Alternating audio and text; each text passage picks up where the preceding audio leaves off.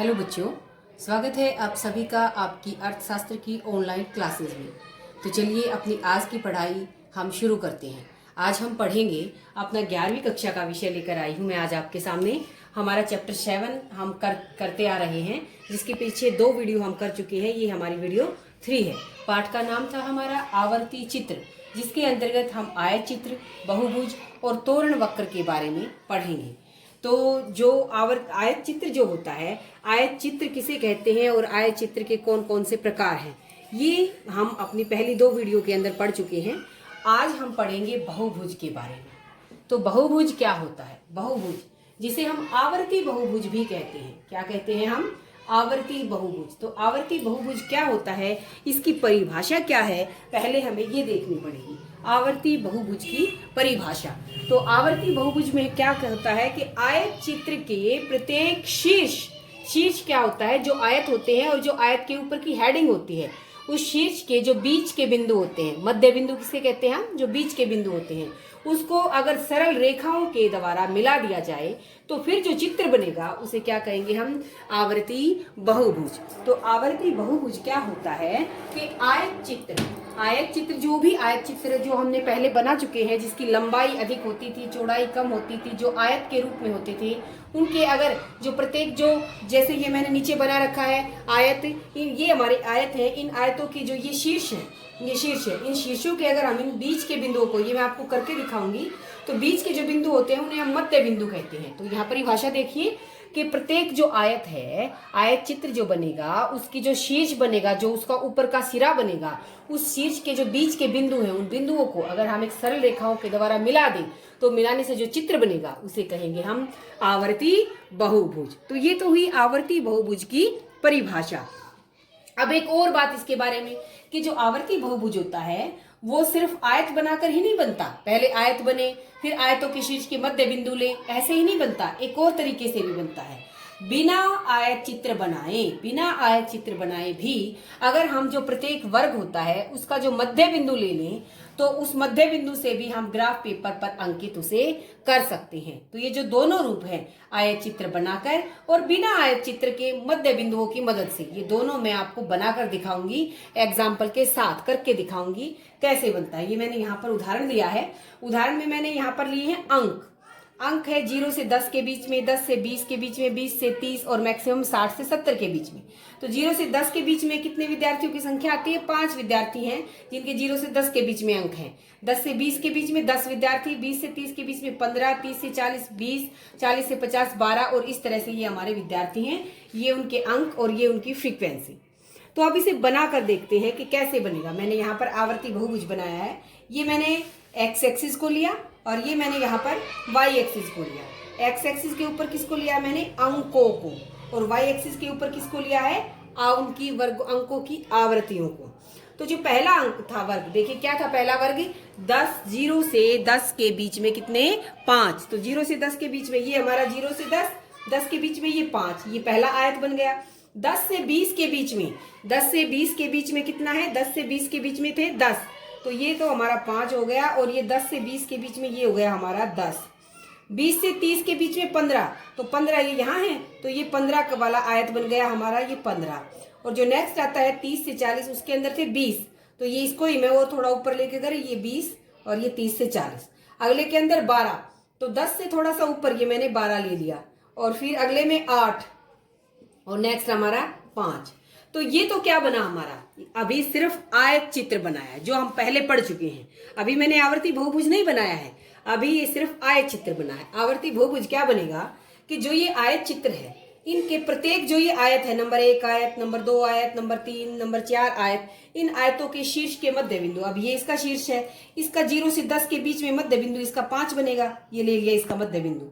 इसका मध्य बिंदु ये हो गया, ये इसका मध्य बिंदु, प्रत्येक का मध्य बिंदु ले लेती हूँ मैंने, ले लिया मध्य बिंदु। यही मैंने बताया था परिभाषा के अंदर कि जो आयत चित्र होते हैं और जो आयतों के शीर्ष है उनके मध्य बिंदु ले, और उन मध्य बिंदुओं को सरल रेखाओं के द्वारा, ये मैंने पैमाना लिया है, स्केल लिया है, और स्केल की मदद से हम इन्हें ऐसे मिलाएंगे, इन मध्य बिंदुओं को। ये इसको इससे मिलाया, इसको इससे मिलाया, इसको, इन मध्य बिंदुओं को आपस में इस तरह से मिलाएंगे, इस तरह से। मध्य बिंदुओं को आपस में इस तरह से मिलाएंगे।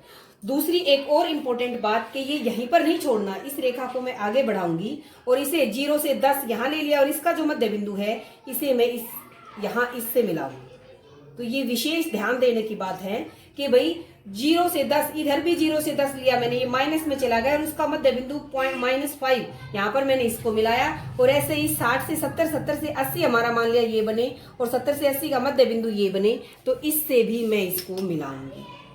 और इसको मिलाने के बाद जो ये बना हमारा, ये जो सरल रेखा और ये चित्र बना, इसे कहेंगे हम आवर्ती बहुभुज। तो आवर्ती बहुभुज की मैंने क्या परिभाषा बताई थी कि जो आयत चित्र बनेगा उनके आयतों के जो शीर्ष हैं, उन शीर्षों के जो मध्य बिंदु हैं, उन मध्य बिंदुओं को अगर हम एक सरल रेखा के द्वारा पैमाने की मदद से मिला दें तो वो क्या बन जाएगा, आवर्ती बहुभुज। तो ये तो हुई पहली टाइप जिसके अंदर मैंने बताया था आयत बनाकर। हम बिना आयत बनाए भी बना सकते हैं। वो कैसे बनाएंगे, ये देखिए तालिका के अंदर, ये सवाल के अंदर देखिए, यहाँ पर मैंने क्या दिया था, अंक और ये उनकी फ्रीक्वेंसी। अगर मैं जो ये वर्गांतर है इनके मध्य बिंदु ले लूं, 0 से 10 का मध्य बिंदु 5 हो जाएगा, इसका मध्य बिंदु क्या होगा 15, इसका मध्य बिंदु 20 से 30 का 25 और 30 से 35 40 का 35, ये 45, 55 और ये 65, ये हमारे मध्य बिंदु होंगे।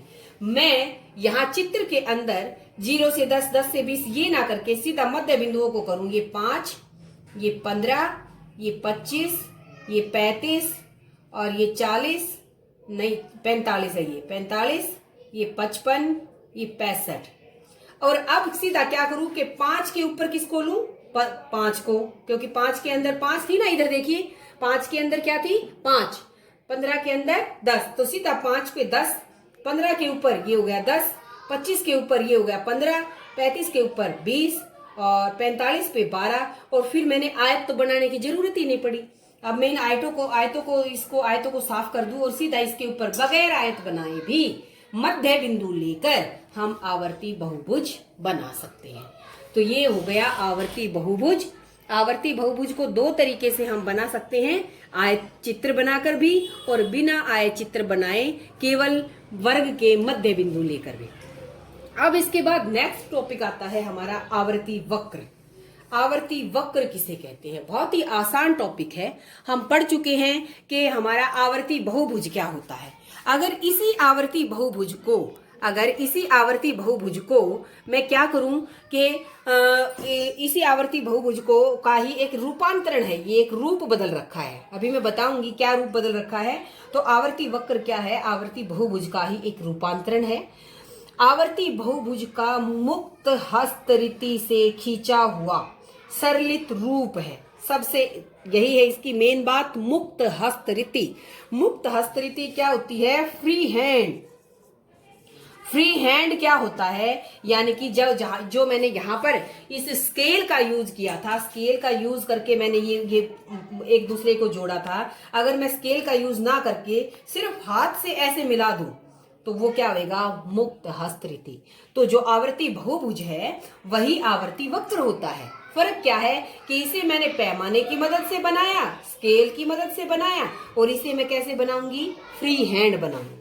तो सबसे बहुत ही आसान है कि जो आवर्ती बहुभुज था उसी का दूसरा रूप है मुक्त हस्तरीति या फ्री हैंड, बिना पैमाने की मदद के खींचा हुआ सरलित रूप है।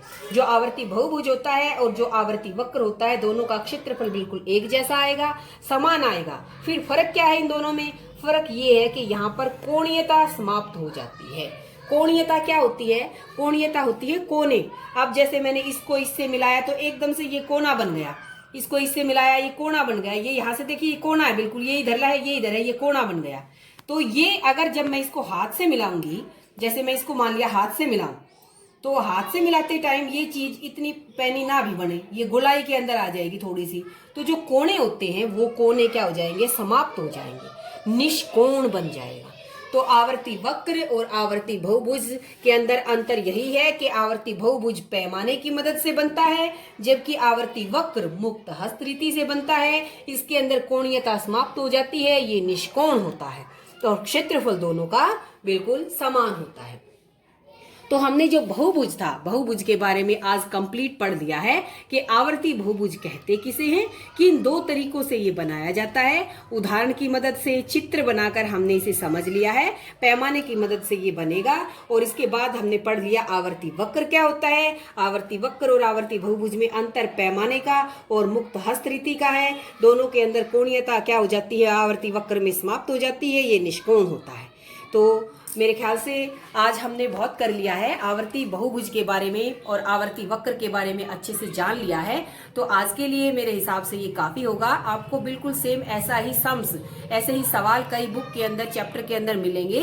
उनमें से कोई आपको एक या दो करके देखना है। करके देखने के बाद आपको ये पक्का हो जाएगा कि भाई मेरी समझ में कितना आया है या कहाँ कमी रही है। अगर कहीं कोई कमी रहती है तो आप उसे कमेंट बॉक्स में डालकर दोबारा से मेरे से पूछ सकते हैं। तो आज के लिए इतना ही। जो हमारी अगली वीडियो होगी उसके अंदर हम पढ़ेंगे तोरण वक्र के बारे में। तोरण वक्र क्या होता है। तो आज की इस वीडियो को देखने के लिए, सुनने और समझने के लिए आप सभी का बहुत बहुत धन्यवाद।